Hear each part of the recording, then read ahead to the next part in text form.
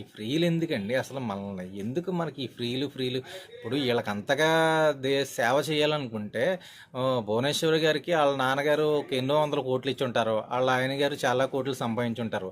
ఇవన్నీ ప్రజలకు దారాదత్తం చేయమనండి. మన సొమ్ముని తీసుకొచ్చి వీళ్ళు దారాదత్తం చేయడం ఏంటంటే నాకు అర్థం కావట్లేదు.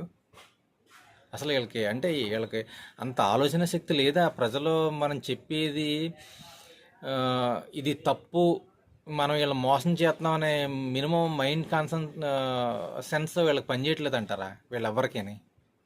ఇప్పుడు నేను ఈయననే అని చెప్పట్లేదు, ఇప్పుడు చంద్రబాబు నాయుడు గారు జనసేన కూటమనే చెప్పట్లేదు, ఈవెన్ జగన్మోహన్ రెడ్డి కూడా నేను అదే చెప్తున్నాను. ఎంత ఫ్రీలు ఎందుకు అసలు? ఎవరిని ఎత్తి మీద ఎవరిని గుద్దేసి ఎవరిని చంపేద్దామనండి ట్యాక్స్లు అయి పెంచేసి.